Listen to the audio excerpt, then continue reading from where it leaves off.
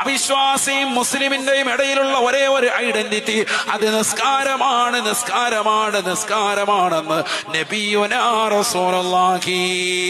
ആ നമസ്കാരത്തെ അവ്വൽ വഖത്തിലാണ് നമസ്കരിക്കേണ്ടത്. ബാങ്ക് വിളിച്ചാൽ ഉടനെയുള്ള നമസ്കാരം അത് പരിശുദ്ധമായ ഇസ്ലാമിൽ പെട്ടതാണ്.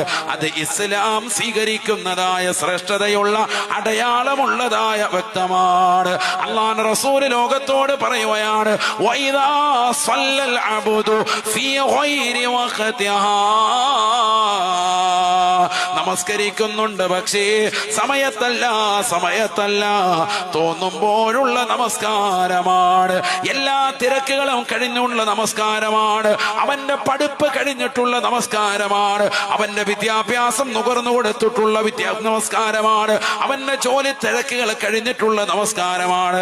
അടുക്കളയിലെ എല്ലാ ജോലികളും തീർത്തിട്ട് ളുഹർ നമസ്കാരം അസറിലേക്ക് വെച്ച് പിന്തിപ്പിക്കുന്നതായ എത്രയോ സഹോദരിമാരില്ലേ, സഹോദരിമാരില്ലേ. രാവിലെ സുബഹി നമസ്കാരം പള്ളിയിൽ പോകും, എന്നിട്ട് ളുഹറും അസറും മഗ്‌രിബും ഇശാവും ഒക്കെ പിന്നീട് രാത്രിയിൽ വന്നുകൊണ്ട് നമസ്കരിക്കുന്ന ചെറുപ്പക്കാരില്ലേ, ബിസിനസ്സുകാരില്ലേ. അല്ലാഹുവിന്റെ റസൂൽ പറയുകയാണ്, ആ നമസ്കാരം അല്ലാഹുവിന്റെ ദർബാറിലേക്ക് നിസ്കാരം കഴിയുമ്പോൾ ഉയരാൻ ശ്രമിക്കും, പക്ഷേ വലൈഹാ ഉൽമാ, സമയത്ത് നമസ്കരിച്ചതായ നമസ്കാരത്തെ പോലെ അതിന് പ്രകാശമില്ല, പ്രകാശമില്ല. അത് പരിപൂർണമായി ഇരുൾ മുറ്റപ്പെട്ടതായ നമസ്കാരമാണ്.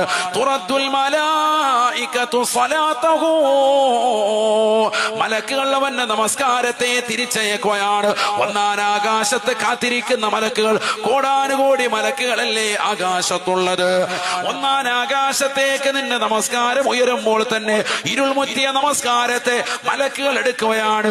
യുലഫു കമാ യുലഫു സൗബൽ ഖലിഫോ, പഴയ തുണി ചുരുട്ടുന്നത് പോലെ നിന്റെ നമസ്കാരത്തെ ചുരുട്ടുകയാണ്, ചുരുട്ടുകയാണ്.